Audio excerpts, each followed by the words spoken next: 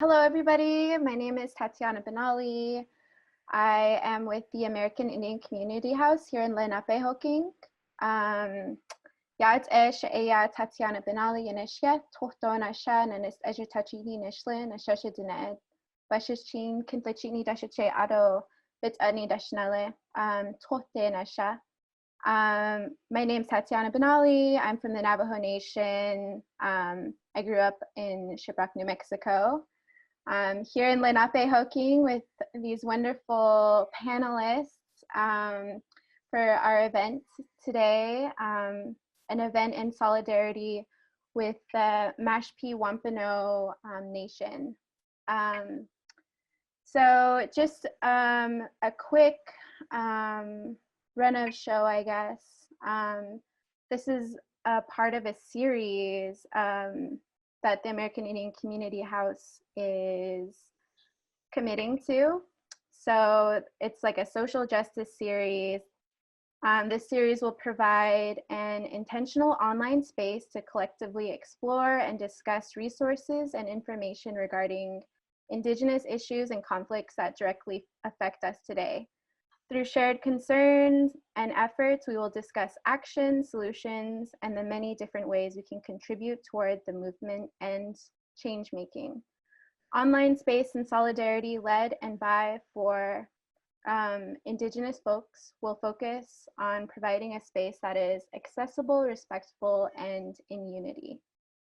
So this is the third installment of the social justice series. Last week we were lucky to have some tribal relatives from the Shinnecock Nation give us the rundown and actionable items that we can do while we're in this time of social distancing and quarantining, some things that we can do in solidarity with what's going on there. So this week we're going to be focusing on the Mashpee Wampanoag Nation, the people of the First Light, and they've been on their land since time immemorial, but obviously colonization, settler, colonialism, imperialism, all of these things that we all know and are very familiar with as Indigenous people continues to have a continuous effect on their nation, and we're going to be learning more about that right now. I'm sure you are familiar, if you're joining in with us today, what's going on, or at least part of what's going on. Yeah, so I guess first off, I would like to introduce our panelists. We have Danielle here with us. Danielle Hill, founder of Heron Hill LLC, holds an MPA in Sustainable Development from the World's Learning Graduate Institute, and in 2018 established her consulting business, Heron Hill LLC. She works in various capacities for tribal governments, tribal organizations, and Native American nonprofits, consulting on a variety of Indigenous issues. Danielle is also a midwife and doula and is passionate about Indigenous birthing practices, food sovereignty, Indigenous farming, maintaining Eastern woodland traditions. She has co-founded Singing Trees Farm Collective, which is a collaborative land restoration project focusing on sourcing and reintroducing pre-colonial crops back into the American Midwest using feminist cultivation techniques and a decolonized land guardianship approach. Beautiful. We also have Stephen Peters with us here. Stephen, I would ask that you please introduce yourself. Thank you.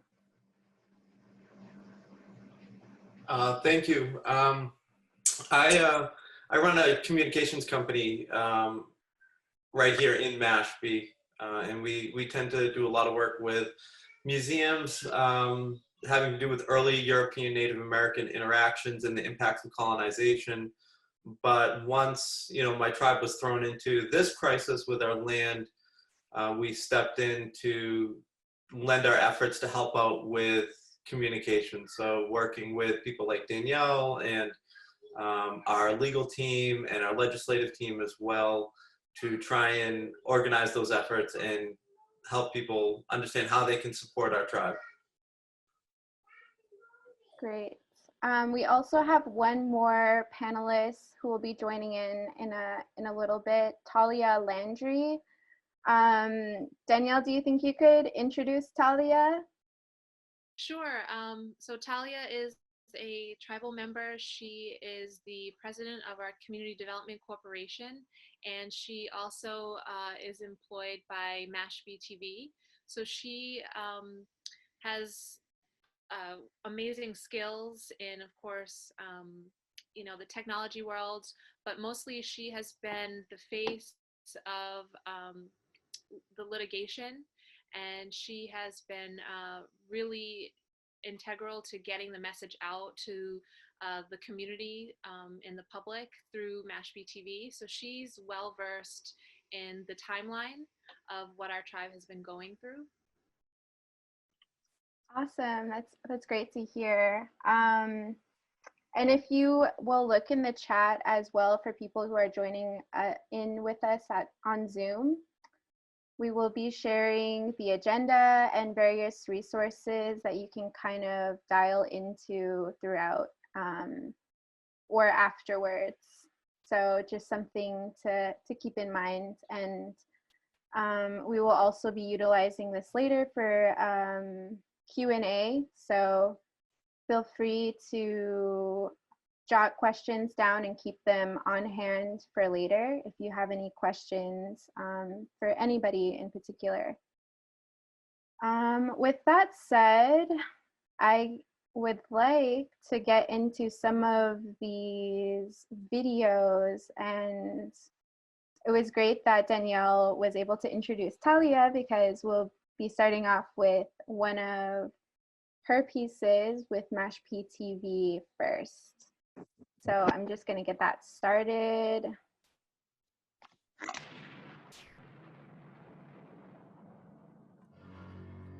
We've all seen the articles and heard the stories on the Mashpee Wampanoag Tribe Land and Trust, but how many of us really know what's going on? Lucky for you, we're going to dive right into this within the next few minutes. Welcome to The Breakdown.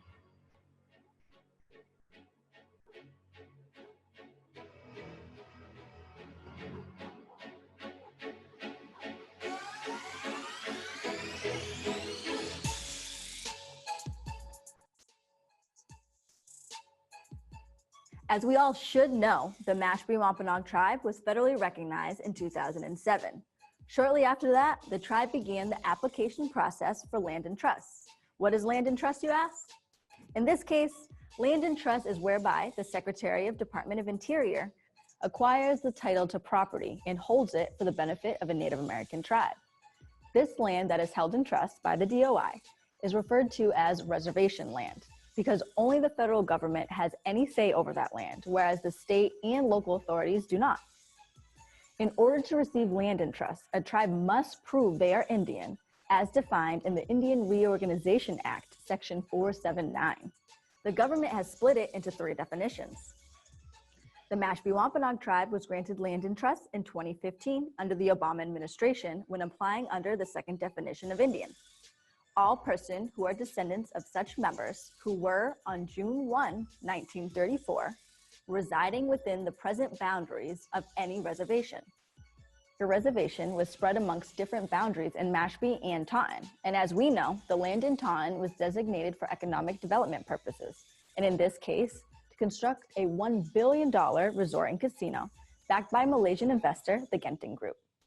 Some of Taunton's residents got together to challenge the Department of Interior's decision to hold any land in trust for the Mashpee Wampanoag tribe, i.e. the Littlefields.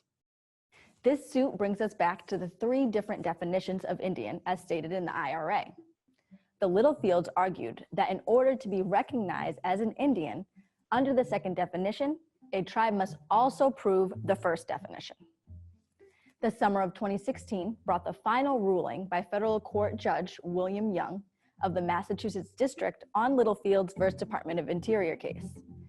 Judge Young favored the Littlefields argument and determined that the Secretary of Department of Interior did not have authority to take land in trust because the record of decision did not include the first definition. The Mashpee Wampanoag tribe thereafter appealed Judge Young's decision. The Department of Interior, whose decision was to hold land in trust for the Mashpee Wampanoag tribe under Obama's administration, has since abandoned the tribe to fend for themselves within this appeal under Trump's administration. Also, under Trump's administration, the new Secretary of Department of Interior issued the finding that they could not keep the 321 acres of trust land that was given to the tribe under the Obama administration. That decision was a wrong decision.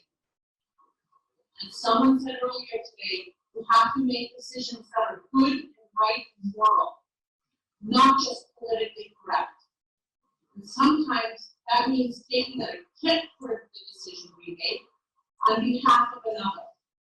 And I'm asking you to reconsider the behavior of the department and the action. Because what happens to us in Massachusetts is going to spread right across the country. Not even a month has passed since the tribe had its day in the First Circuit of Appeals, and the panel of 3 judges just released their determination to decline overturning Judge Young's ruling. The case revolved around the determination of ambiguity of 2 words within the statute, now and such.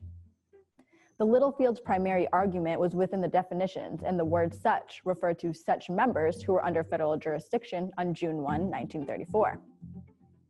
The DOI's actual record of decision only included the second definition when taking the land in trust. So the argument wasn't on whether or not the tribe was actually under federal jurisdiction in 1934, but the record of decision did not include the first definition of Indian. And why would it need to if there's 3 definitions for a reason? The Catawba Indian tribe is just one example of how a tribe can still be granted land in trust under the second definition. The federal government didn't even know they existed, so it was actually known that they were not under federal jurisdiction in 1934, but were in fact living on an Indian reservation in South Carolina at the time of the IRA in 1934. The Mashpee Wampanoag tribe proved just the same, that they were in fact living on a reservation in 1934. But within this original suit and the appeal that was brought by the Littlefields, the only focus was on the actual wording of the statute to prove that the Department of Interior did not have the authority to hold land in trust for the tribe. The overanalyzation of the word was the focus of each argument, because the Littlefields were trying to prove that you needed both definitions because of this word such, and that the tribe was trying to prove that because the Littlefields interpreted it this way, that there must be ambiguity within the statute. The first question is not whether the reading is right or one reading is more natural or another is less natural. The question is whether more than one reading is permissible. And because it's not crystal clear that such necessarily refers back to the entirety of the antecedent clause, including because of the incoherence that results that you noted in questioning my brother, we result in ambiguity. There's no dictionary definition they have cited to or upon which the district court relied that says that such necessarily refers back to the entirety of an antecedent clause. The IRA was developed after the termination era of Indians. During this time, the US government took more than 90 million acres of all reservation land from tribes without compensation and sold it to settlers. The IRA was developed to remedy these actions. And within a remedial statute, if ambiguity is determined, the law must favor the remedial party. And in this case is the Mashpee Wampanoag tribe. We are making the argument that the Department of Justice should have who's our trustee, should have defended us and made it clear to Judge Young in the first place that the word such is ambiguous. And whenever something is shown to be ambiguous, the overriding spirit of the law must be on the side of the tribe to enforce the spirit of whatever the law is. Not only is the term such naturally ambiguous when reading the statute, but it was also ruled to be ambiguous in the very court that this appeal was being heard. In fact, in the only case in this circuit in which this court has had occasion to consider whether such necessarily refers back to the entirety of an unbroken antecedent clause, including, as the appellees say, without commas or other punctuation, it reversed the district court decision. The district court there held in Ogaragua y Vida and El Desierto that such, in the context of the Fair Housing Act, necessarily referred to the entirety of the antecedent clause, unbroken by commas and the like.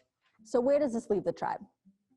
The tribe is faced with another blow within the judicial system to argue on grammar and words rather than facts of what is right and wrong, or even going along with the purpose of the IRA being developed in the first place.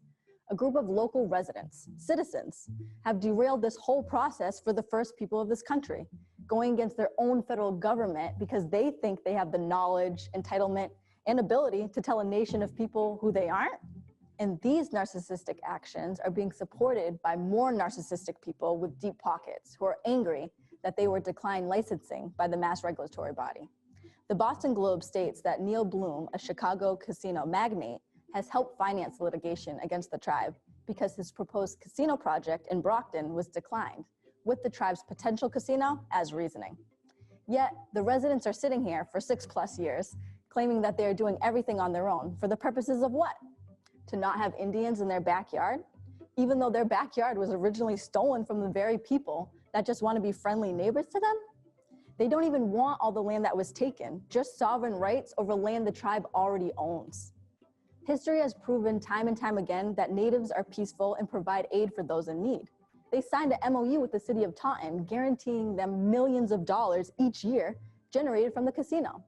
There's not one Native American tribe that is a threat to the American people, not one, especially the very one that greeted the Pilgrims in 1621 and gave them a treaty that gave this country 40 years of peace to start the foundations of the US that we know today. 40 years of peace. This country has not seen 40 years of peace since then.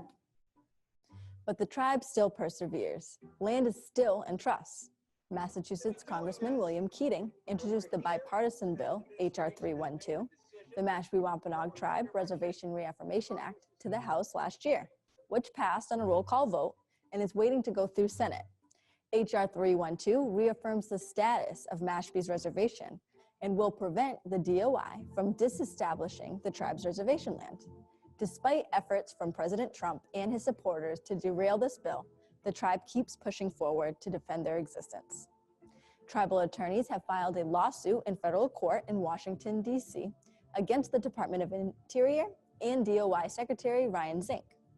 The complaint alleges that the agency failed to apply established law by contorting relevant facts and ignoring others to engineer a negative decision. The Mashpee Wampanoag tribe is just one of many in North America who are continuing to fight peacefully for their land.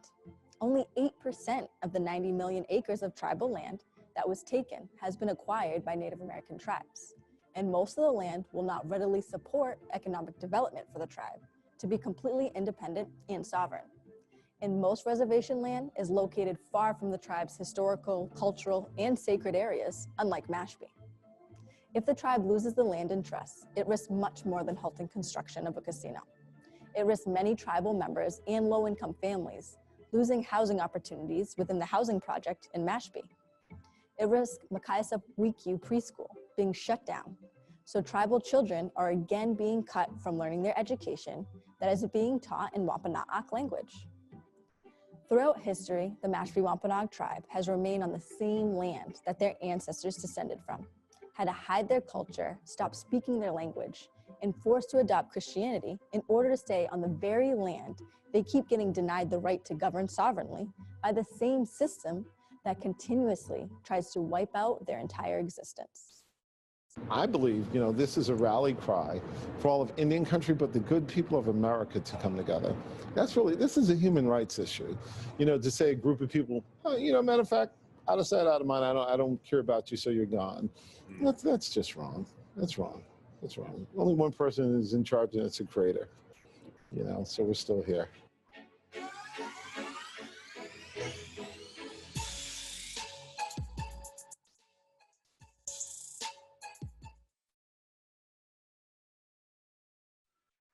All right, so that was Mashpee TV, and we'll be able to have Talia Landry, who we just heard speaking on the panel as well later today. So we'll be able to have engage in some dialogue with her as well.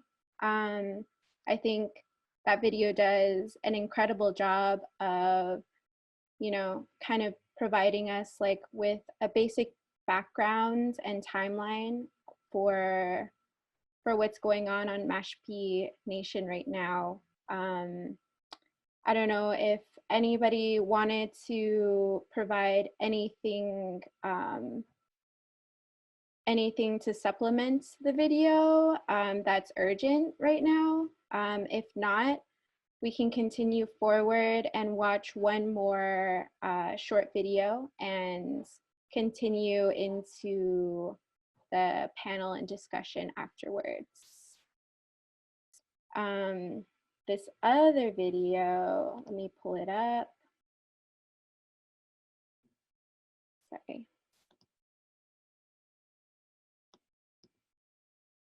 All right, I'm gonna pull up the other video right now.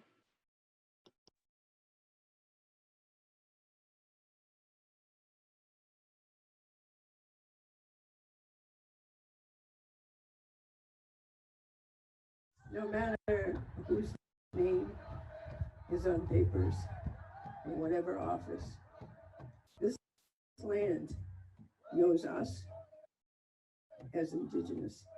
It knows us as one with it. Thank you so much for walking through Mashpee today. We needed to remind our neighbors that Indigenous people live here. When we heard about the DOI decision to dispossess Mashpee people of what remains of their ancestral lands, we were shocked and appalled. Your right to occupy your traditional homeland is a right that the government cannot extinguish. For how can they extinguish something that they did not create? We have to continue on. We need to get this bill passed because Congress has the authority to stop this in its tracks right now. We also have a responsibility to the other 127 tribes that got their federal acknowledgement after 1934. If they get us, they're coming for them too. So we need to stand up for our brothers and sisters as well as ourselves. If they can do this to one of the most well-documented tribes in America, they can do this to any tribe. And in this march, we actually did the most sovereign thing possible. And that's simply walking on our land on our terms. This is powerful as Indigenous people, but us as common people, as Ijewichalcha, people who have come from a tradition of warriors, we have to look in ourselves and say, what are we willing to do? What is at stake? And what are we willing to risk? This is a perversion of justice. This is a perversion of truth. And we need to call it and name it for what it is. This is an extension of colonialism. This is genocide. This is an attempt to make us go extinct. We have less than 0.5% of our land, and they want to take that too. When is enough enough? The blood and the bones that we stand on this land, it's the blood that flows through our systems. It's our genealogy, it's our life, it's our breath, it's the air that we breathe. I believe as we stand here today, people from our past, our ancestors, are standing right here with us. And it's that power that the Creator passed down to us, that power, that energy, that strength. And that's why Mashpee is still here today. The world needs to know that Mashpee stands strong today. And the world needs to stand with Mashpee. We're going to take this fight, this walk, to the steps of the Department of Interior in Washington, D.C. First week in November. Be ready. Be ready. Stop touching.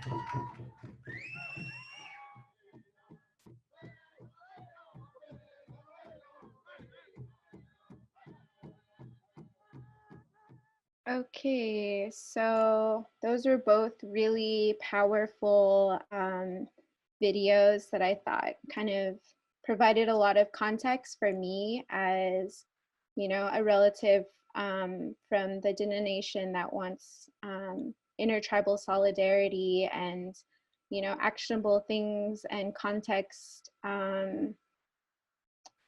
provided so that we can act in a more mindful and grounded way. So I would like to ask Danielle and Stephen if you wanted to provide a little bit more context regarding the history, as well as, maybe kind of speak to like the timeline a little bit more in depth. If you wanted to unmute yourselves and do that right now. Thank you. So I will say when Talia gets on, she should also chime in on the timeline. But from my perspective, you know, if this is confusing to folks, it's because it doesn't make any sense. I mean, I feel like we can look and read, you know, as much litigation as we want, as much case law. We can go back and try to understand, you know, from a logical, rational point of view. But it just doesn't make sense. I mean, in layman's terms, what is happening is that over time, you know, people have come in and non-natives, and they arbitrarily decide that one year we're native, the next year we're not. Oh, now you're Indian, now you're not. And it's really just circumstantial based upon what is at stake for them.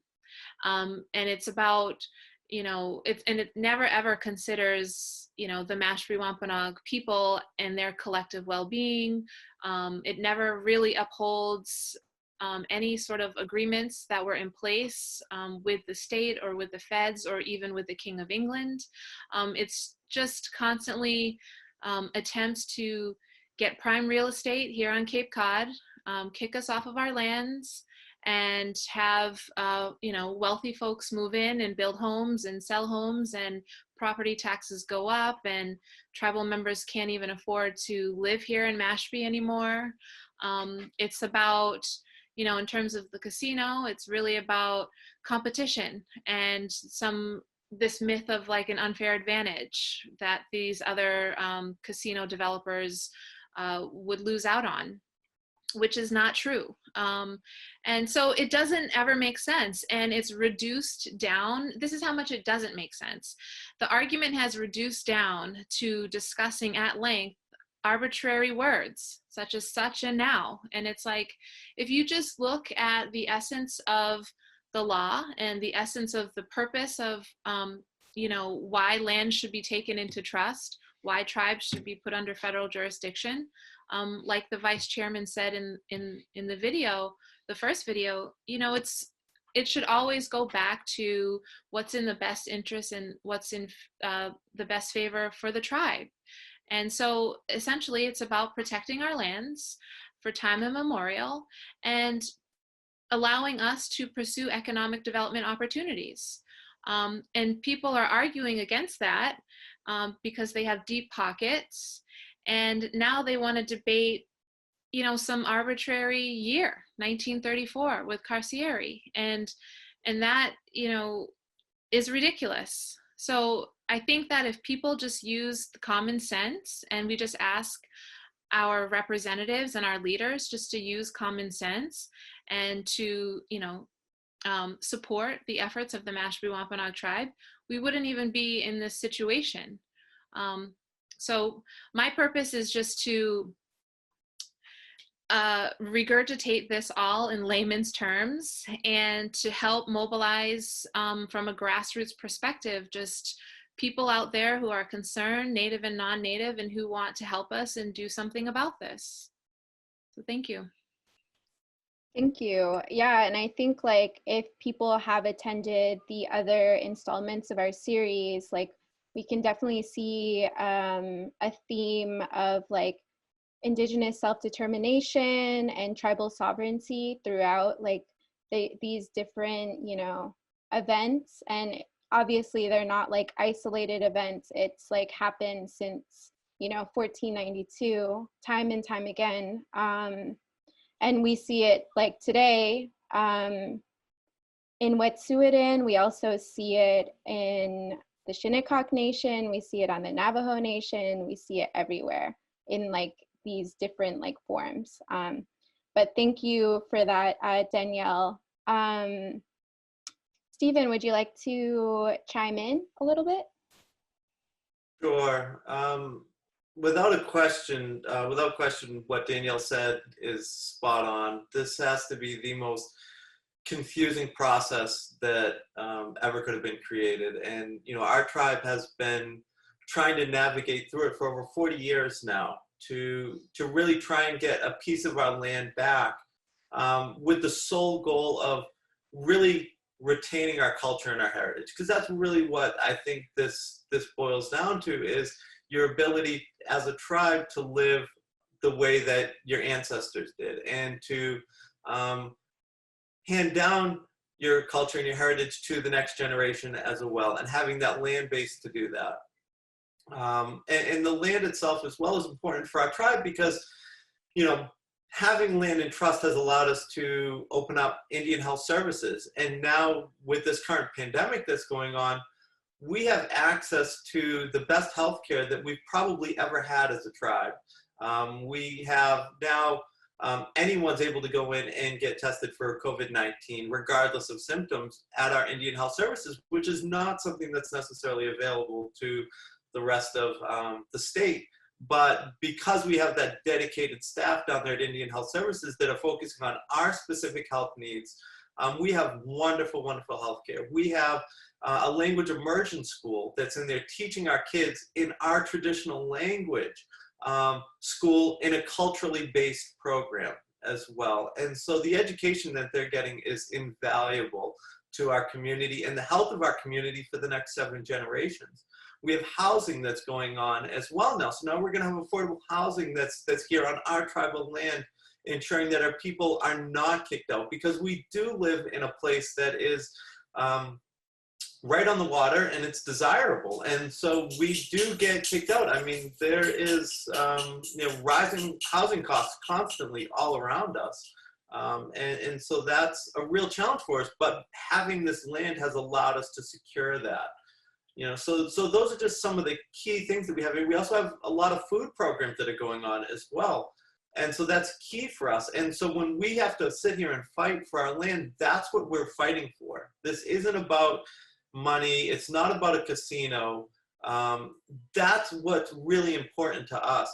Unfortunately, you see the casino pop up, I think, a lot because the process to getting where we're at with federal recognition and land in trust was so unbelievably expensive and so challenging that it forces tribes like us to have to navigate down that road. When we started this 40 years ago, all it was about was our sovereign rights, being able to hunt, fish, gather, and do what we want to do as sovereign people on our land to preserve our culture and heritage. That's what this is about, and it's just so unbelievably hurtful to have to once again just have to defend yourself as Indigenous people to this land. It's hard. Thank you. I think, yeah, across Turtle Island, I know that we can definitely all agree that land is the most important thing to us. And coming from the Navajo Nation, we're lucky to, you know, be on our sacred lands. And I know with Mashpee, like the connection is there, like ancestrally, like since time immemorial, like the history is there. Like I think in one of the videos I watched, a woman was talking about how like the land like knows the people, you know, and like I think that relationship is invaluable, and like it's something that has taken like years to kind of to develop, I guess. So if I can say as well, you know, the land's important, but also the relationship with the federal government is important to retaining that. And that's where things really started to fall apart with this current administration, because they refused to defend our land. And that's something that hadn't been done for quite a while. And on top of the not wanting to step in and defend it, they're also willing to take land out of trust without going through Congress. So even when we had the land termination era 50 years ago, they still acknowledged that Congress was the sole body to take and remove land from trust. And here we have a current administration that, for whatever reason, decided during a pandemic that they were going to take our land out of trust without going through Congress. And that becomes a really, really scary thing for, I think, every tribal nation across Turtle Island, because they have to step back and take a look at, say, what's happening here? You know, is our tribe the first in line? And I would have to say yes. You know, the pattern that we're seeing here is that they are willing to sidestep EPA regulations, they're willing to sidestep sacred grounds, and they're willing to sidestep Congress to take land out away from Native American tribes. Thank you. I think that's an incredible point, and I definitely want to come back to that. But I also noticed that Talia just hopped on the call, so I would like to, Talia, if you could introduce yourself and maybe briefly provide a timeline for us, if it's not too much of a hassle. Hi everyone. Oh, sorry, my video wasn't on. Hi everybody, I am Talia Landry. I am from the Mashpee Wampanoag tribe. I am a filmmaker, videographer, and journalist. I'm sorry I jumped on late. I had a previous meeting before this, so I'm sorry I don't know what you guys covered, but I can try and start a timeline. Just to butt in, we did watch your video, the Mashpee TV like breakdown video, and we also watched like an action that took place. So that's like what we've covered so far. Just yeah. Awesome.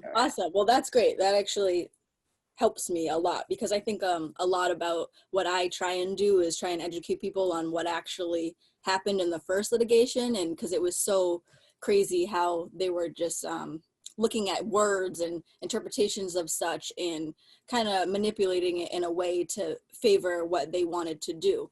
So I'm glad you guys watched that, because that kind of explains, you know, the Littlefields side of it. And you guys probably already know, you know, what the appeal, you know, I mentioned in the video, the appeal went through and they sided with the Littlefields. They didn't decide to overturn the lower courts. But so that case right now is like done. Like the tribe has the chance to appeal it. They can appeal that appeal like to the Supreme Court. But right now that's kind of like, that's what happened with that. So the tribe is more working on, you know, HR 312 and also their suit against the DOI, because obviously that's kind of what they're being heard out for May 7th, highlighting the conjunction, I should say, on the land. So they're gonna attack it from that standpoint. So within that suit, they are, I wish I had it up, but they are, they're addressing the DOI because of the change. So obviously within the first record of decision, 2015, it was a different administration, but they laid it out there that there is ambiguity within the statute. This is the reason why they're giving us land in trust under the second definition, and not having to determine whether or not we were, the Mashpee Wampanoag tribe was under federal jurisdiction in 1934, because their interpretation was that they can do that. So that's one part of it. One part of our suit is, you know, they decided that it was one interpretation, now you're not, okay. But the other part of it is throughout that time, obviously Judge Young, the first judge that decided that there was an ambiguity within it, he put it back to the DOI to reconsider, to have them reconsider whether or not we fell under category 1, which is, are we under federal jurisdiction in 1934? So within that, that was a few years of back and forth. We were submitting evidence, material, and so were the Littlefields against us. And in how we submit the material, how we follow a criteria to prove that we were under federal jurisdiction in 1934, there's actually something called the M opinion that's the solicitor's office from the Department of Interior put out. And you can look up all the M opinions, because there's a, you know, there's a bunch of different ones, but this one in particular, I can't remember the number, but it's what does under federal jurisdiction mean? So basically they give a criteria for tribes to follow in order to prove that they were under federal jurisdiction, because there are plenty of tribes that do have land in trust or who need land in trust that were federally recognized after 1934. So the M opinion, that particular M opinion came out in 2014. So still under Obama's administration, so still different people, or different perspective, I should say. And within that, so that's what the tribe is following. Within that, the briefings back, because the Department of Interior has to give briefings back, you know, especially with their new decision that they released in 2018. They were very vocal about their stance on that opinion. They didn't favor it. I don't want to say they didn't understand it because I didn't hear anything from their mouths, but basically they didn't favor it. And it's kind of funny how the chain of events happened. So before the disestablishment announcement happened, Tara Sweeney, the Assistant Secretary of the DOI, she released the withdrawal of the M opinion. So if you actually look up the M opinions, you'll see on March 3rd, 2020, is the withdrawal of the M opinion regarding, you know, when federal jurisdiction, the meaning of federal jurisdiction. So they completely got rid of the criteria that we've been using all this time, right before they announced that they're going to disestablish our reservation, and right before they go to court, you know, about this whole thing about us basically saying that, you know, you manipulated our words, or you construed things to make it so it basically went out the way that you wanted it. So I thought that was little new information that we got, but it's kind of, that's the newest of the timeline. And before that, like I said, you guys obviously watched the breakdown, so you know the litigation as far as the Littlefields. So that's where we're at. We're at the point of trying to stop them disestablishing us, at least getting a conjunction of so we can have our day in court to fight the fact that we were under federal jurisdiction in 1934. So like I said, the first case was about such members and the grammar and locations of things. And this court case, the more important one I would say, is about what we are under federal jurisdiction. Because some of the things too, because people question that, what is under federal jurisdiction versus federal recognition. Some of the things that they mentioned that you can use is like, did the Department of Justice represent you in any sort of land claims? Were there treaties signed? Were you guys on the Indian census? Stuff like that. So stuff to show that we were here and that we were being monitored, or being, the control of was the federal government at that time. So we provided all that. When speaking to some of the executive officers within the council, they said their responses were kind of like petty, as in, okay, yeah, you're supposed to have a couple students go to the Indian boarding school, but you only had 15, so that's not enough. Yeah, you might have had a few land suits where the Department of Justice helped you, but we don't know if we sent them or if they went on their own, if they volunteered. So that's the sort of like questions and barriers that they were getting when they were trying to prove more and more evidence. And it's obviously clear that there's evidence of our survival and our existence, because there's no way that we could have stayed on our land for so long without being under some sort of federal jurisdiction. Like, they're not going to leave a bunch of Indians in the middle of, you know, woods with plenty of resources without having some sort of check-ins and stuff like that. So that's kind of where we're at right now. It is just showing that. And it's funny because they say, yeah, you do exist because you're recognized, but you don't exist enough in our definition of Indian in order to have land to be self-sufficient. So it's a tough place. Yeah, definitely. And I think like a lot of tribes kind of face like the same thing. There are a lot of like non-federally recognized tribes as well that I'm sure are, you know, experiencing something similar or along the same lines. Yeah, I'd like to like maybe stick on to like the topic of the Indian Reorganization Act, just because I feel like that's like a great way to segue into like intertribal solidarity, because I feel like it's very important for us to collectively stand against, you know, what's happening right now, and kind of provide some context for like how this can affect not only like, you know, the Mashpee Wampanoag tribe, but this is like setting the precedent, like Stephen said, to de-establish a lot of tribes in the future. And maybe that's something that could happen. So if anybody would like to speak to that, Danielle, Stephen, Talia, please go ahead. Yeah, I'll just like to say, one, I don't think the timing of the administration announcing that a land was taken out of trust was coincidence.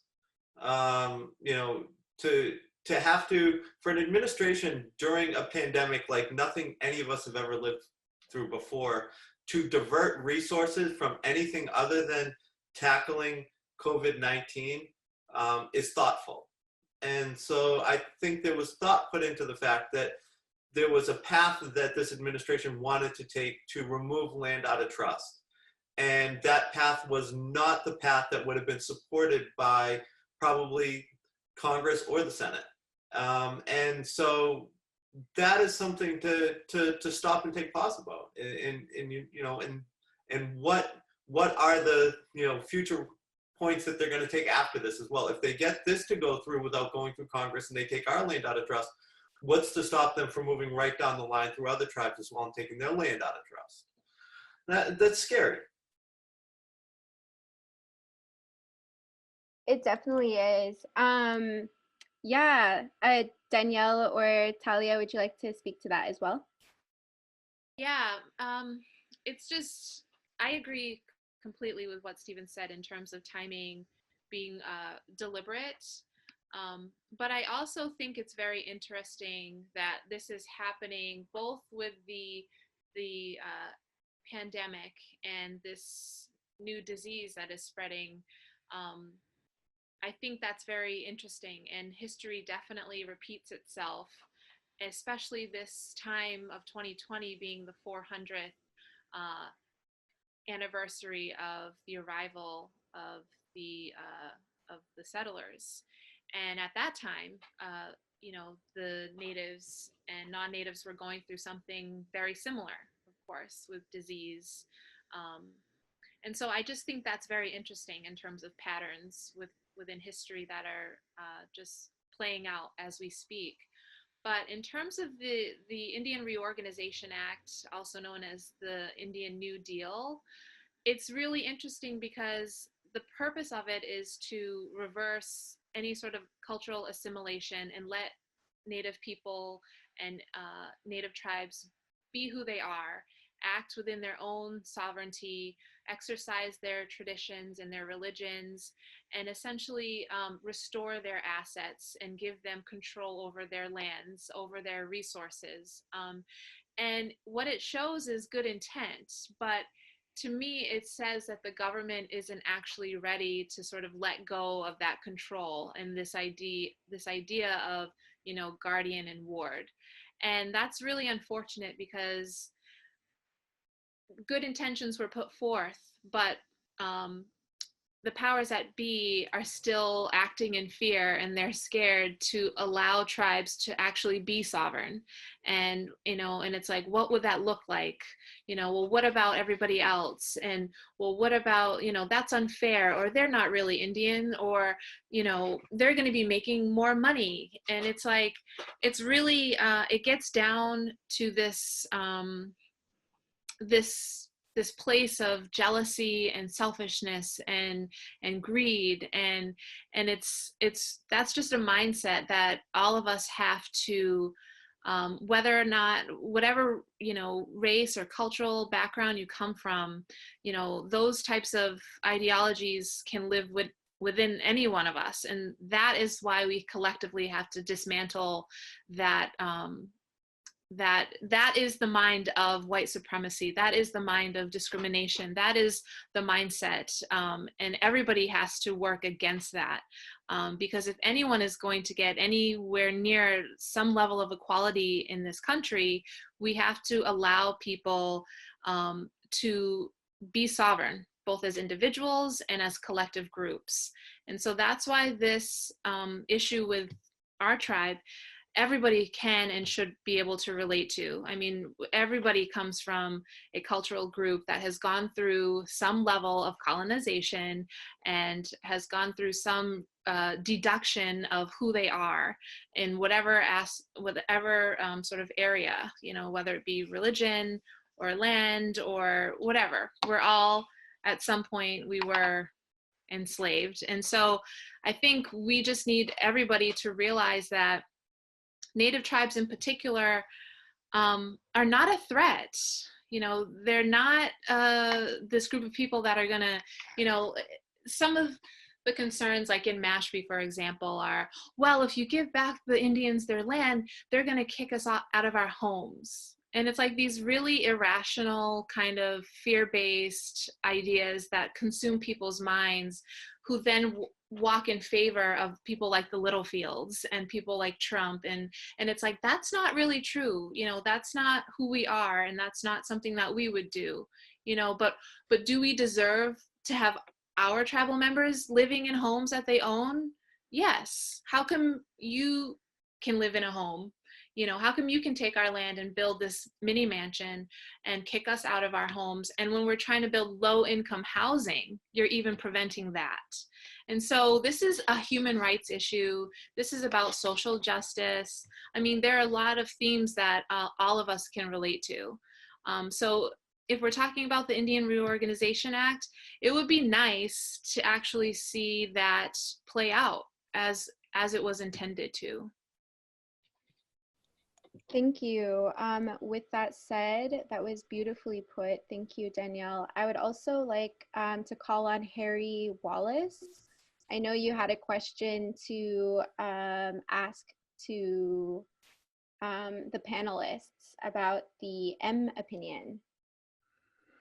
Okay, ako ni Tampia.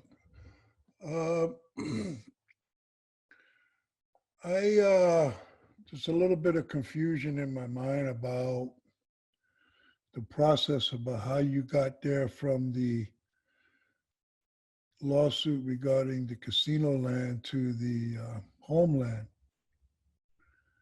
And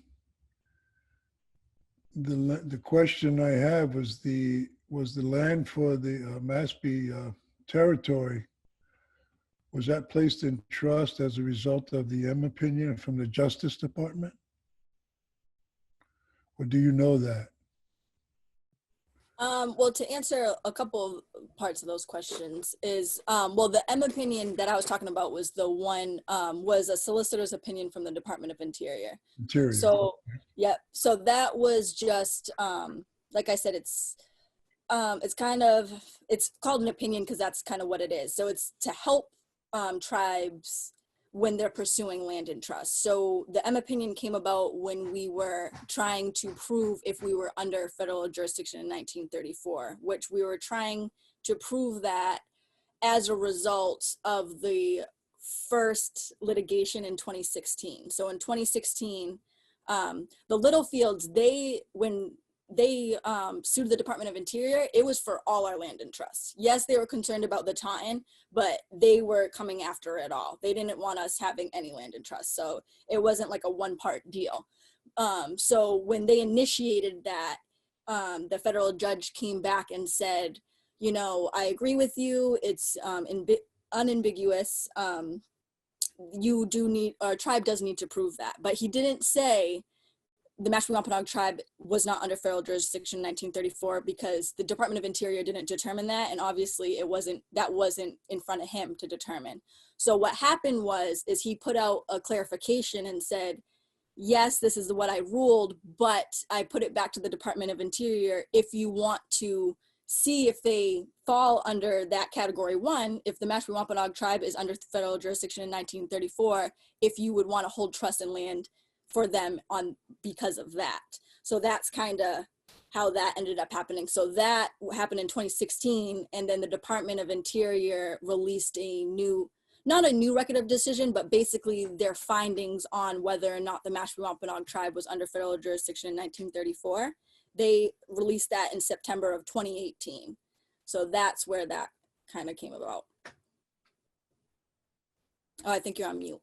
They made a determination, the Interior made a determination that you were under federal jurisdiction in 2018 based upon the court's recommendation that they go and review it again. Yes. Based on its decision. Yes. All right? Yep. Okay, and then after this first Circuit Court of Appeals decision came out, they reversed their position and then decided that you weren't under federal jurisdiction. Is that what happened? Yes. Okay. All right. So the land that you was in possession of, where the current territory exists now, that was originally not in your possession, not in physical possession by the nation. It was then placed in trust based upon some agreement with the state or town or somebody purchased, or how did that happen? No, we've had that land physically for quite a long time. What happens though from physically having land to having land in trust is a big difference, and what you're able to do on that land is very different as well. But no, that land was not acquired. That's my question then. In what way was title held on that land before it was placed in trust? I believe that. I don't know where it came from. I know that we've had our land here in Mashpee, for instance, since at least before the 1970s. Okay, so that would be a question that I would have. How the land was held? Was it held in common? Was it held by individuals and so on? You know, I mean, because I think that would have a significant effect on how it works out going forward. If it were held in common, even though it wasn't placed in trust, it would have a significant impact in the way in which you would approach this case. From my point of view, anyway, my humble opinion, that would have some effect on that. And there's also some interior opinions that go back in 1934, 35, 36 by Felix Cohen, and also by Solicitor Micklejohn, that says that you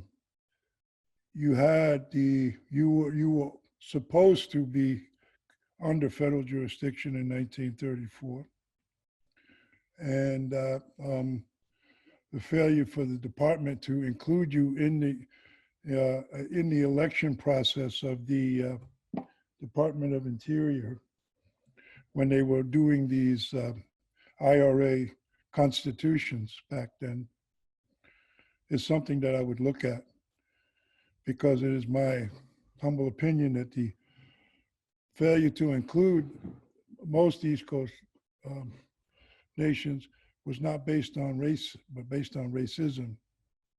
And to have a determination that affects you 80 years later, still based on racism, is something in which would be something you might want to consider approaching the court from that perspective, because I think there would be some validity to making that argument. But I was just curious about how title was held, because title is held if you have a colonial title. Of course you have colonial title, but if it was held in common even before it was placed in trust, I don't think they can take it out of sovereign status just because the interpretation of the Indian Reorganization Act changed in 2 years. My humble opinion, anyway. Okay. I think we're gonna move forward. I just got a question from Facebook. What is your response to the Massachusetts tribe that says that's their land in Taunton? They say your land's in Mashpee, by Dan Simmons. Sorry, I think I butchered their name. But if anybody can respond to that. I can try and respond to that, because we have had we've tried to have open dialogue with the Massachusetts tribe, and whether or not the Massachusetts tribe was originally Wampanoag or they are their own tribe, and where their land boundaries were as well. And we've had maps that have been generated based on linguistics and based on census records that go way back as well. And those maps were used to generate our boundaries, which extended well beyond Taunton and throughout most of southeastern Massachusetts as well. There's no question that the Massachusetts tribe was and is still a tribal entity, and they continue to fight for their sovereign rights the same as many other tribes do as well. With that said, they have continued to say that their land extended far beyond any of the records that we're able to show. And we've asked them to come forward and say, you know, here's our research, and here's what we've used, which is the census records, which is linguistics, which is natural boundaries, because there are natural rivers that run along those boundaries, which makes sense. And so when we take a look at those, that's how we generate the maps that we use today. They've been unwilling to sit down with us and discuss with us where their research has brought them forward. And I'd love to sit down and talk to them about it. We've tried to have those conversations with them, and we feel for the Massachusetts tribe. We really, really do. And they have not always been given the recognition that they deserve. So that's a challenge within it. But our records show that their boundaries were absolutely nowhere near Taunton at all, and we're really not much past Boston. Thank you. And if anybody has other questions to pose, feel free to enter them into the chat. I also wanted to introduce a member from the board for the American Indian Community House, Rick Chivola, and see if you had anything to chime in, or if you wanted to just introduce yourself. Thank you.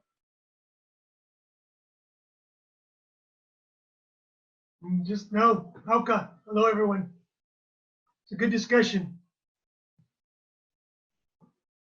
Sweet. All right. Short and sweet. Okay, so moving forward, I guess I would like to discuss days to pay attention to. I know this is an ongoing, battle.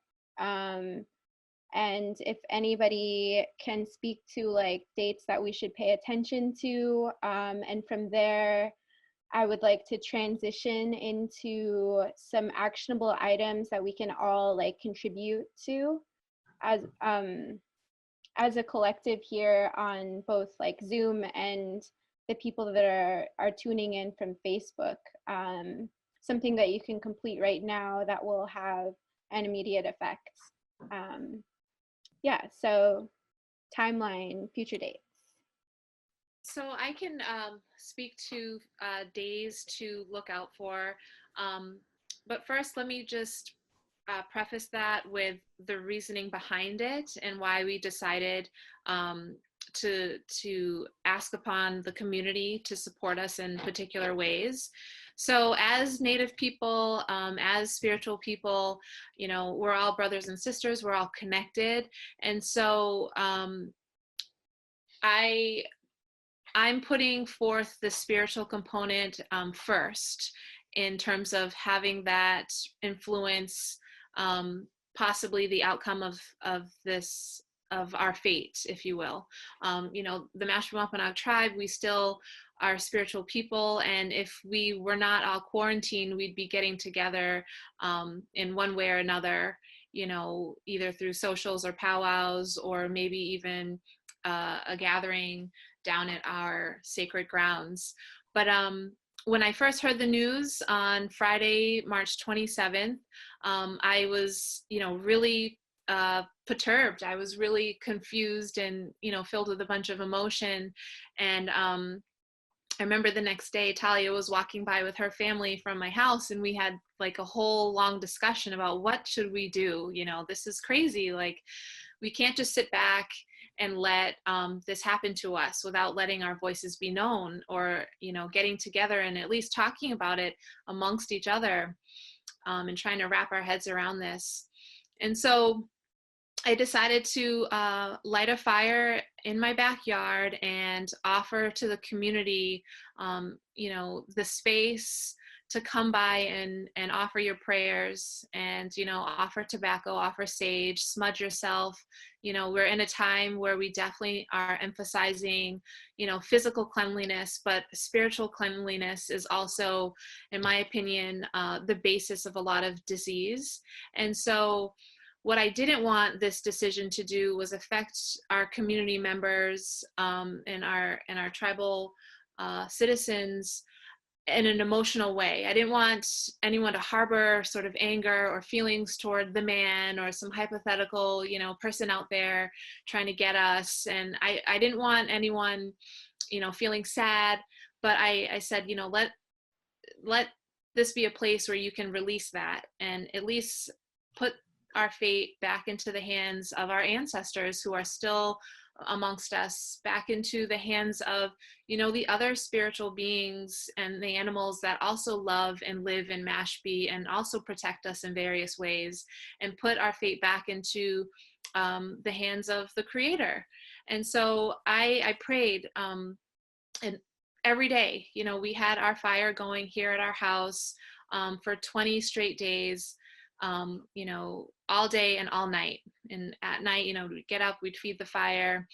And we found that it was doing a number of things, not only cleansing the air physically, you know, but also helping to just, for people just to know that it was burning, that, and something was being done while we feel powerless in our homes. You know, it made people feel a little bit better. So we are asking, you know, our community, our allies, tribal members everywhere to light prayers, or excuse me, to light fires in almost in this sort of virtual prayer protest, you know, is what we're calling them. So we're asking for March 3rd to be the day where everybody lights a fire or a candle or burns sage or, you know, your sweetgrass, and take a picture of it or a video of it and upload it on Facebook or Instagram with the hashtag #StandWithMashpee. And that will be a few days before the March 7th hearing. And so we're hoping that this collective energy will go out into the universe and be heard, and that, you know, somebody will rule in our favor and, you know, hopefully have a change of heart, because that's where this this lives. You know, this lives in people who are not using their hearts to decide the fate of entire nations. They're using their head, and they're allowing, you know, fear-based thoughts to cloud their judgment. And what is happening is that real people are being affected by these decisions. And so we need to now, you know, use our spiritual ammunition. So March 3rd, our prayer protests, lighting your sacred fires, and uploading it with Stand With Mashpee, hashtag Stand With Mashpee. Awesome. Thank you so much, Danielle. We have a few more questions in the chat. One from Melanie. I'll just read the question. Curious to know, who are the Littlefields, where they get their money, power, influence from, and if it has been ever possible to speak to them directly about their intentions for all these legal dealings. I can speak to that as far as of what I know. So the Littlefields is a family, a couple, husband and wife, who is leading this group. So it's a group of 24 residents initially for the first one, of East Taunton. So they're a group of residents that live in Taunton. Michelle and David Littlefield actually are private investigators for their career. So that's just a little background on them. I haven't been able to personally speak to them. Obviously, I've seen them in the courtrooms and, you know, have felt their energy and so on and so forth. But from their interviews, it seems to me like I gather that they don't want Indian gaming in their town. They said they don't mind gaming. They don't want Indian gaming. They want to be able to kind of control, I guess, or they need to have, you know, they want to be able to, the gaming to have some sort of law over them or some sort of sanctions or whatever. But also, because I've done a lot of research in this within their Facebook posts and stuff like that, they really they don't think we're Wampanoags. They are not saying Wampanoags didn't exist, but they find it so terribly hard to believe that we are them. So that's, I think, would be the only possible way for people just on their spare time to be taking this forth for 6+ years, probably 10 years at this point, because it was ever since we announced that we were going to put the casino in Taunton. So And as far as power, they have none, but no, but where they get their money, what we think, or it's been shown to, there has, I'm losing his name now, but there's someone who's trying to put was putting Brockton, yes, Bloom, the Brockton casino entrepreneur. He was very upset his Brockton casino project was denied, and one of the reasons was because within the district they were trying to hold off to see what would happen with us in our casino, because obviously that would be a lot of congestion within the region and stuff like that. So he has a lot of you know, money and deep pockets to filter this, and he has a lot of anger because he can't have his casino there right now until they know what's going to happen to us, I guess. Anybody else want to talk more about if they know anything about them? No, I think you covered everything, Talia. Thank you. Yeah, I mean, I'm sorry it's vague, but that's kind of what we got from it, because like I said, we don't really have personal dealings, but as far other than, you know, within the courtroom, but that's what I gathered from a lot of research that I've done within the words that they spoke on their interviews and what they say in their posts. It's nasty. So you could kind of, you get it. Thank you. We also had another question. Are the Wampanoag both state and federally recognized? Is this status enshrined in the state constitution? And has that made a difference? So we are federally recognized. We are not state recognized. We never were state recognized legally, as far as I'm concerned, but we have always had a relationship with the state. And so they have continued to acknowledge our existence, even not acknowledge our existence at certain times, but they have, the state and the tribe have consistently shown to have a relationship since the incorporation of Massachusetts as a state, and since the incorporation of Mashpee as a town, and prior to that, since the incorporation of Mashpee as land, reservation land for Wampanoag praying Indians. So we don't need to be state recognized. The purpose is to be federally recognized. Awesome. And I just say really quick, I kept saying March 3rd. I'm so sorry. It's May 3rd. I don't know why I was saying that, but it's May 3rd. That is when the Sacred Fire prayer protests are happening. That's totally fine. I doubt anybody really knows what the day is anymore. 2 months behind. So we have another question, and I'm also, while we're answering this question, I'm gonna pull up this like resources handbook that Danielle and Talia were both part of a Mashpee Wampanoag training this past weekend that was very, very insightful, and a bunch of resources were compiled together in a very like easy to navigate way. So I'm gonna pull that up, and we'll also, yeah, you can look in the chat and you can follow along there too. But I guess like if you have any questions regarding actionable things that we as like relatives here or wherever we're at right now to kind of like tune into, we can ask those questions in the chat right now. With that said, I'm so happy that you all can like talk a little bit more, because I know like with the training it was a little bit more brief, but it's so nice to hear everything that you guys have to say right now. And if you guys have anything specific that you wanted to bring up that you didn't feel like you could say because of time constraints before, I would also like to offer that as well. So the question from Lizbeth Gonzalez, why not approach law schools and submit legal issues to them for moot courts? It could spur significant research and publicize the sovereignty issues in a different forum.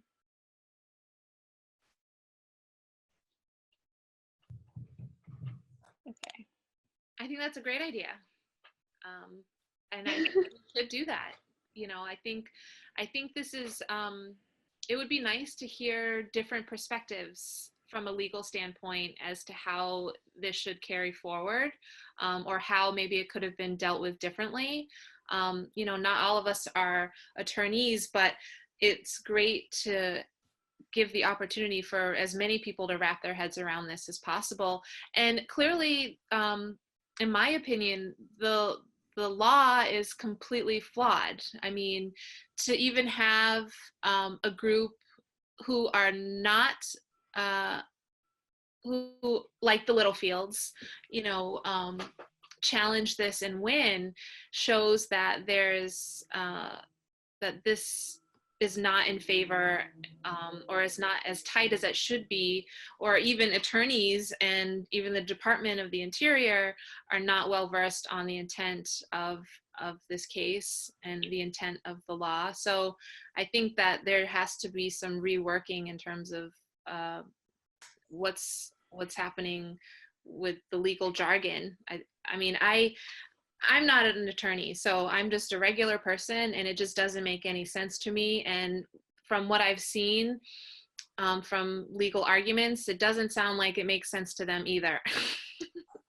So we'll bring it to the students and see what they say. Yeah, and I'd just like to say as well, anyone that does have a background in law and has an interest in this, I believe can submit an amicus brief to the courts, specifically to the DC court. And that would be a way that they could provide information that they think otherwise would not have been submitted to the courts. Awesome, thank you for that. So this is the resource handbook that was developed for like the training that happened this weekend. It's all, you can find it in the chat as well. Danielle, you can interject wherever you find helpful. But it's, yeah, it's a pretty good and comprehensive like guide to what's going on, contact, where to plug in, and actionable things to do as well. And this wouldn't have been made possible without Lila June Johnson and the Dream Warrior team. They really stepped forward and just hooked us up with resources and contacts and tons of allies and support, and helped us create this guidebook for people. So I just want to thank them for this resource. Yeah, no problem. So I guess with this portion of the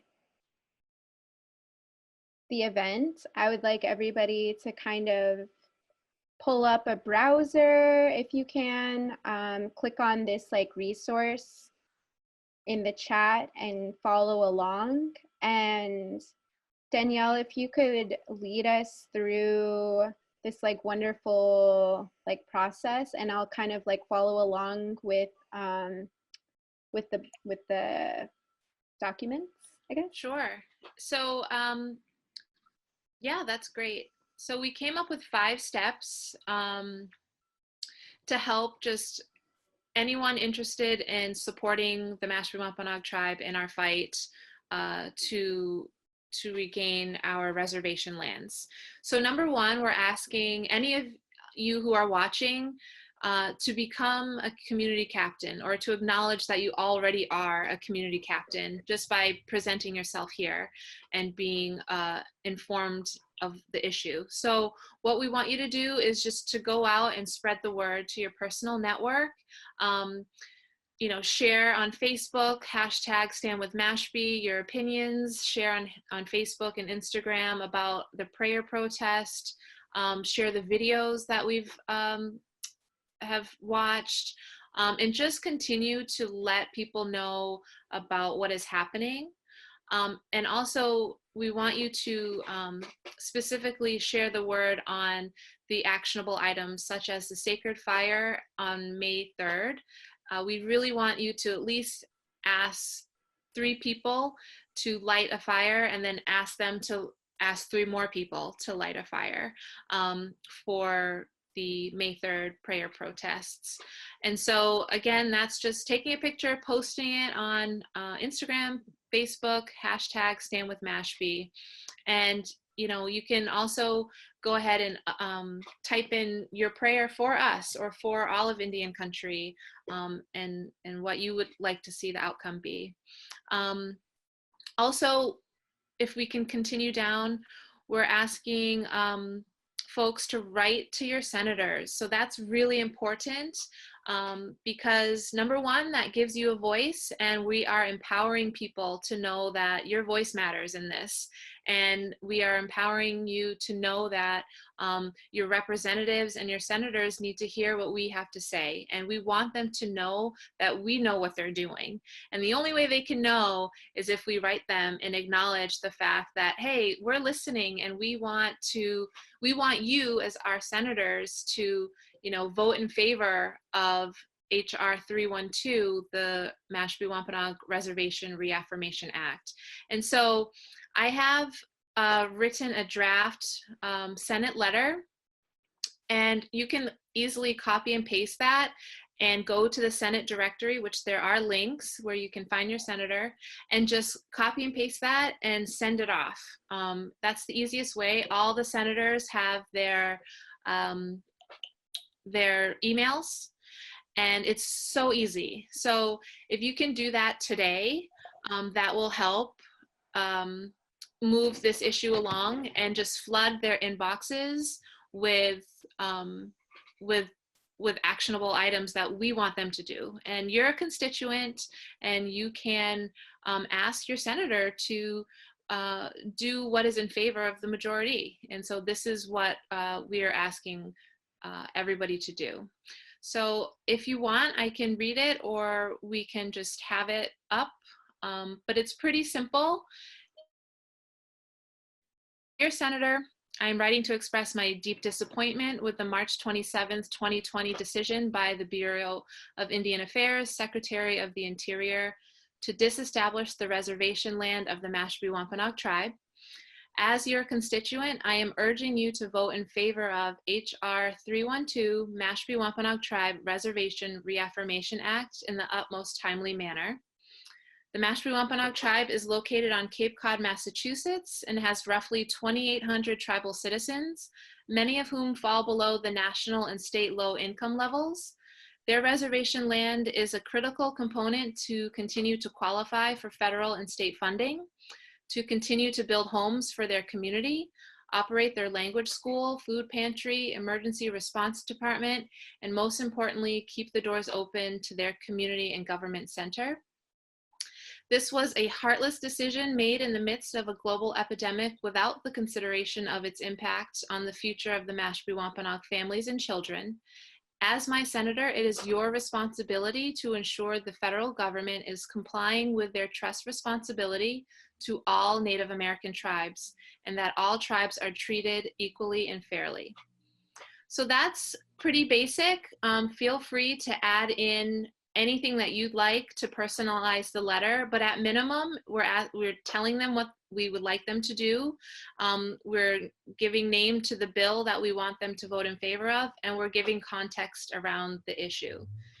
So that's really what we have to look out for, and that's the actionable items that we are asking people to do within, you know, the next day or two, and by May 3rd. This is Harry Wallace again. I have a question for Danielle or Talia, or whoever was to answer it. Okay. You said that this policy was changed in 2018, and they disestablished the reservation there. So I'm the elected chief of the Untitled Nation, so obviously I'm a community leader there, and I support Mashpee. I went to school in 1970 when they protested the Mayflower then. So I'm telling you how old I am, so I shouldn't be doing that. But yeah, Mashpee's been a part of my life for a long time. The problem is that if this decision affects other people, shouldn't we also be focusing on making sure that this turnabout in policy does not affect existing nations that would be subject to this change in the policy? Shouldn't we also be looking to do something that would protect any future? Like you said, if they can do it to Mashpee, they can do it to somebody else. But shouldn't we also include in this the ability to say that this change should not affect anybody else, or it should not be interpreted that way, and perhaps resolve it either through Congress legislatively or through the Interior Department or the Justice Department? That's another one, because the Justice Department has issued opinions on these land issues that I recall from the past. And perhaps we could look at being able to say, yes, we're going to work as hard as we can to make sure that Mashpee's land is not taken from them. But shouldn't this change be universally affected? That's my question. You know, I think you're right on, and we've been working with NCIA and USET on the global carcieri fix, because I think that is, without a doubt, that's the end goal here, is that there's a clean carcieri fix. And you know, yes, we have a bill specific for our tribe, because right now we're the only tribe whose land is being taken out of trust. And so we're being put in a really difficult position right there. And so we are trying to walk two roads right here, where it's, yes, we want to support HR 312 to immediately protect our lands, but we're not stopping that fight for that clean carcieri fix, which protects all tribes. And that is absolutely the end goal, without a doubt. You're right on. Awesome. So with that said, everybody should take initiative, you know, for Indigenous peoples, you know, across Turtle Island, you know, and but more specifically right now, like the Mashpee Wampanoag tribe. And if you could please definitely try to get the letter writing out of the way sometime today or tomorrow, that would be wonderful.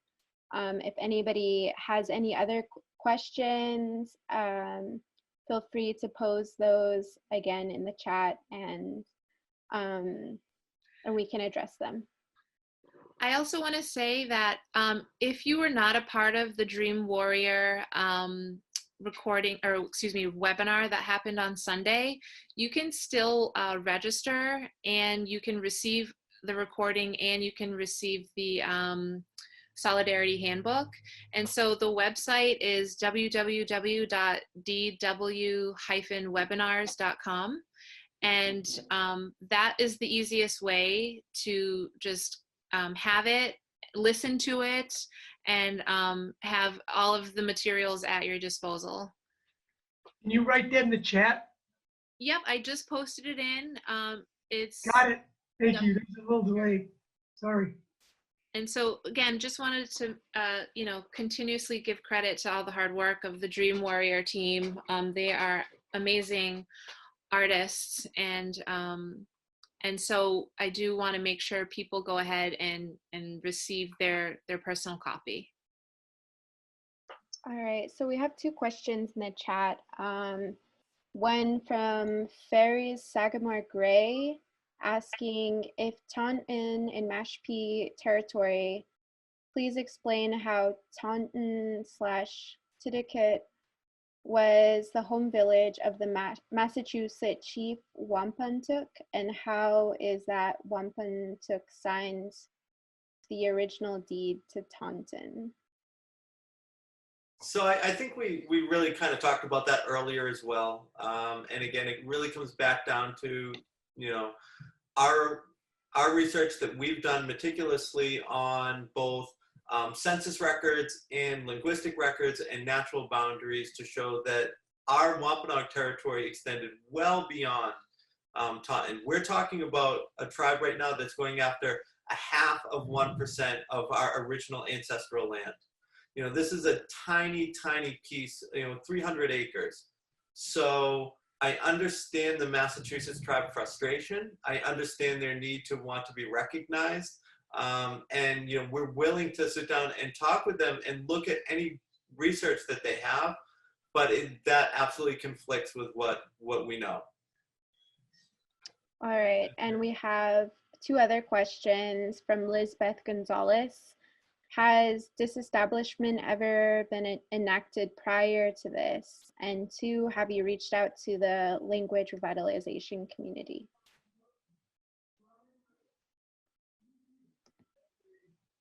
And those are also in the chat as well, for reference. So I don't want to sound too ignorant, but as far as what I know, this has not happened, the disestablishment. Obviously, tribal lands have been taken, especially without compensation during the termination era, but the actual getting the land in trust and then disestablishing, we haven't heard of this happening before, as far as what I know. And then as far as the language revitalization community, our vice chair is obviously heavily active within that community and has been, you know, I don't know, it's been a prominent person, at least for us, for our language revitalization project. So I'm sure she's doing it on every forefront as she can, because she's very much in there in the courtrooms, submitting the documents. And that's kind of where a lot of our research and evidence comes from, is stuff that she researched when revitalizing our language, because that's how we learned it again, is through documents of, you know, settlers and of our own people. And I actually noticed in the chat earlier, I wanted to get to this. There was a question about if you can still do a prayer protest, do the prayer fire if you're non-Indigenous. And because I really wanted to answer that, because of course you definitely can. We actually encourage that.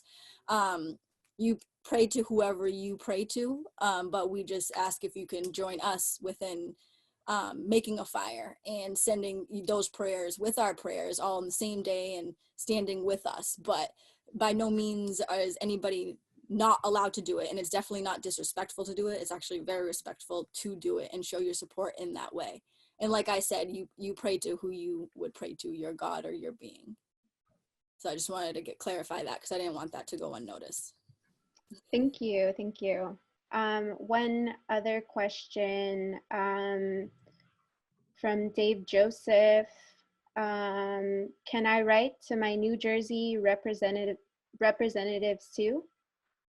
And I think all of these other things can be addressed through the chat, the other ones. Yes, please write to your New Jersey representatives. We're asking that wherever you live in whatever state, that you write to your representative and your so there's state representatives and then there's your state senators. We want everybody to know.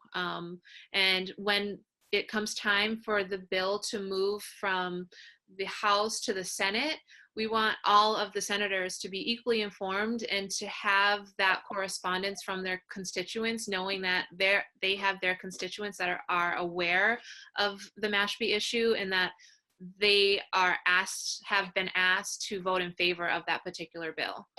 So yes, please write to whoever. Everybody should be informed. And if you have others that you think we should also be soliciting, please let us know. Thank you. I guess kind of rounding up the panel and closing things out, if there's anything that we missed, Stephen, Danielle, Talia, that you would like to bring attention to, now's your time to cover anything that we might have missed or really emphasize certain things. I think this was a really great webinar, and we covered a lot of the important points. But I do want to re-emphasize that we need as many people to stand with Mashpee as possible. So don't just, leave the meeting and go about your business. At least before, while you have this motivation, at least write your senators right away, or tell other folks about it, or just share the videos on YouTube, on your news feed. We just want to make sure we get the word out. And again, it's really important for everybody to be unified. And this is sort of the best we can do under quarantine circumstances. So using Facebook and all of our virtual outlets is really important. So go ahead and just light your sacred fires May 3rd, and just spread the word. Stephen, would you have any other words or anything that you would like to emphasize? I just want to thank everyone for their support for our tribe right now, and for their continued support, because we do need it. Thank you. Yeah, just to piggyback off of what Stephen said, it's very humbling to see the amount of support that our tribe has received thus far within this disestablishment, because it's very heartbreaking and it's very hard to get through as, a Mashpee Wampanoag person, but it's nice and it's comforting to know that we have more people out there that are willing to support us rather than beat us down, because it's easy to lose sight of that when we keep on getting blow after blow after blow. And resiliency definitely runs in our blood and in our veins, but it's hard because we're faced with new times, a new era where education on us isn't always there. So we're trying to re-educate people of history that is just keep on happening. And I think that's the sad part about it with us as well. Obviously, we're losing our tribe, but it's just history repeating itself, and it's a vicious cycle. And until we can get everybody like you guys to stand up with us and, really try and make a change, it's going to keep on happening, and it's going to keep on happening to other tribes and other societies and everything within this whole world. So it's very humbling for me to see everybody and talk to everybody. And I just want to thank you from the bottom of my hearts, because it just means so much. This land is everything. Our land is our home, and we're nothing without it, really, because this is all we know. So it really does mean a lot. Thank you so much. And I would also like to ask the panelists to please share, if you feel comfortable, your Twitter or your Instagrams or whatever platform you use to keep up to date on ongoing news. I feel like and as well other sources of news that are reputable, because I feel like sometimes it's kind of hard to sift through news that is reputable and then the stuff that's not. So I think if you guys can share some of those resources with us, we can continue to follow along and stay up to date, because I think it's very important that we're continuing to follow this along as well, because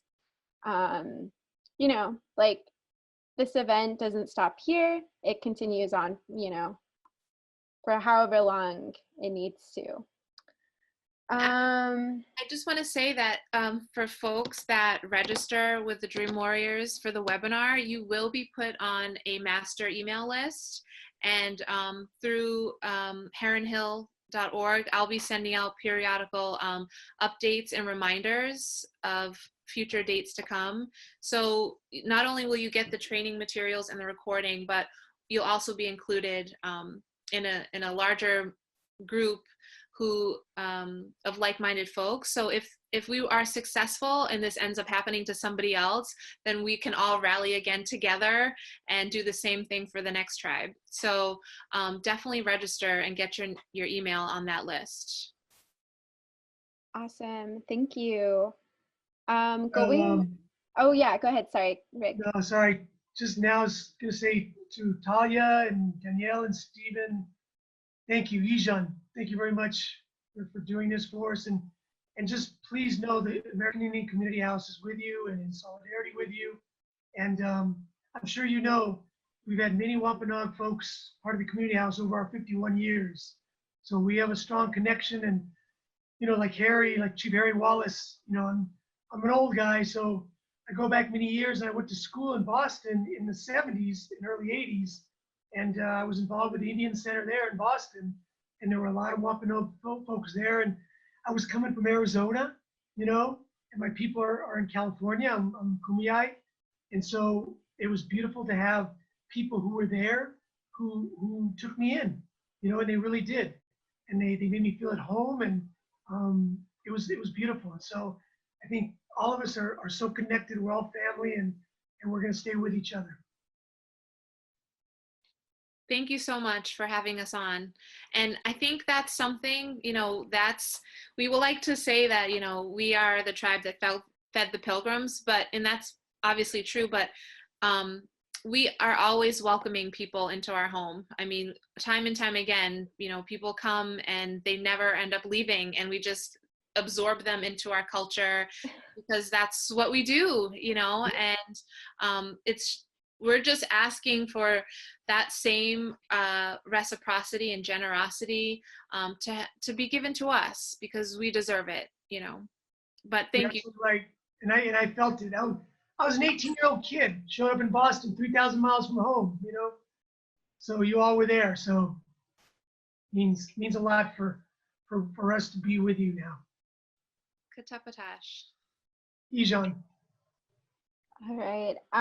So closing up as well, I'd also like to ask you, Danielle, to give us an update on COVID-19 in Mashpee Nation. I know that's something that is very crucial that we also, you know, pay attention to, and hopefully we can get a link for like a reputable like donation source for that as well. So if somebody could please put that in the chat, that would be great. And if somebody could speak to that as well, any of the panelists. So our emergency response director, Nelson Andrews, has been doing an amazing job at just being on the front lines with his team, responding to tribal members who are being affected by this. And our most vulnerable population, according to him, are those tribal members who are without homes and who fall within the homeless category. And so he's been working tirelessly to attain resources and put these folks in safe places so that they're protected and, you know, from, of course, the elements, but also so they're protected from others that may be susceptible to the disease as well. Also, he, I think, has been working alongside of our Indian Health Services Department, who is also an amazing team. They are still working every day, responding to tribal members' needs, and they have acquired some testing kits. So we now can go get tested over at our own Indian Health Services. So that's really made a positive impact on the community. And I myself, with also other community members, because I am a student midwife and a doula, I'm very interested in protecting our pregnant mothers and our families with very young children. I myself have a 7-week-old, and I know that it's just hard to, you know, get the resources that we need, or the food or the formula that we might need. So I'm raising money in particular to give out small grants to pregnant mothers and children, or families with young children. And I have on my website a donation space where you can donate anything from $1 to whatever you can afford. And I'll be giving that out as long as I possibly can raise the funds for. So I will provide that link, but my website is www.heron, HERON-HILL.org. And under the donate page, you can just donate whatever through a variety of channels, mostly PayPal, but I'll put that in the link right now. Thank you. I think it's very important that Indigenous people and allies do as much as we can to, you know, support one another. This is a very trying time for all of us, and thank you so much for, you know, doing the work that you're doing. It's very important work. Now I would like to close up in providing some of the other events that we're going to be having throughout the week. And I'd also like to invite everybody back for our 4th installment of the series, which will be covering Southwest Indian tribes and, you know, sources of mutual aid, as, you know, they're being hit pretty hard by COVID-19 right now. So if you're interested in that, please tune back in, pay attention to our Facebook page, and just follow the links there, and you'll be guided, you know, to our online discussion. And thank you so much for everybody that was able to tune in. And I'm hoping that we together can, you know, work on our definitions as self-determining Indigenous, you know, Indigenous people, and work on thinking mindfully about tribal sovereignty and its effects on all of these Indigenous communities all over Turtle Island. I think that's very important, and I think once we, you know, we continue to see these different themes throughout these series, we'll be able to, you know, apply ourselves in effective ways. With that said, I will be emailing out these resources, and hopefully we'll have an archive of all of these resources available somewhere for everybody to access. With that said as well, does anybody have any closing comments? If you do have any closing comments, you can put your name in the chat, and then I will call on you. Okay, go ahead, Dave. Sorry. I just wanted to say thank you to everyone, and whatever I can do, I will do. And also congratulations to Danielle on her baby. Wishing a long, healthy life to the baby. Thank you. Thank you all very much. Yeah. Okay. All right. So with events, Tanis, would you like to give us the calendar for this week, or Melissa? Oh, sure. So I'm just starting my video. Hi, everyone. I've been doing tech behind the scenes. Let's see. Tomorrow is Wednesday. We have a Fit Native class, which is a workout class that I teach from 12 o'clock until around 12:45 Eastern Time. And then we have Sacred Spaces Elders Storytelling hosted by Ty Defoe with our guest Vicki Williams from 5 to 7 tomorrow. And then we have right after that from 7 to 9 is our 5th, I believe, Well Variety installment meeting. And Friday we have another Fit Native class at 12, and we have a Makers Lab at 4 o'clock, 4 to 6. And then, oh, my cat is knocking something over, sorry. Saturday from 12 to 2, we have our Sacred Spaces Elders Talking Circle. That is all of these are becoming recurring, so they're pretty much all on a weekly basis now. So if you'd like to get on a list for any of these, just send us a message on Facebook or email me, tanis@aich.org, and we can help you out with that. And Sunday at 3 o'clock is our Facebook Live. Sheldon Raymore does an update of what's going on with our events. Awesome.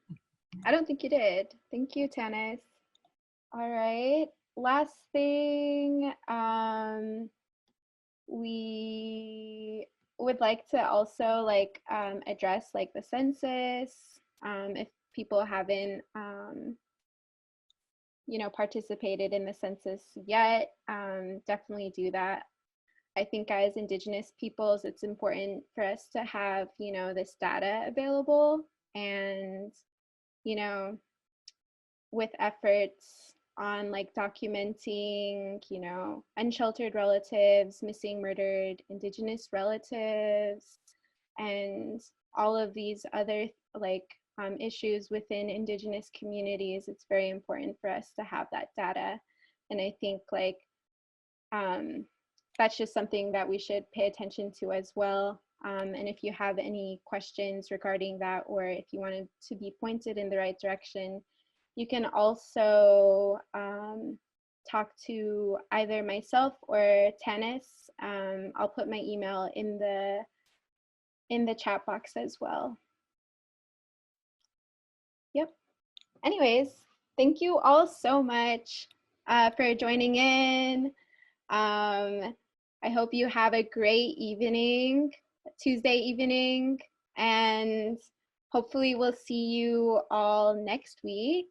And maybe we could have a second installment of the Mashpee Solidarity to kind of check back in with community members that are a part of this series, and see if there are any updates that we can update ourselves on, and actions that we continue to take forth. All right, thank you so much. Have a good night. Thank you. Thank you everybody for coming. Thank you.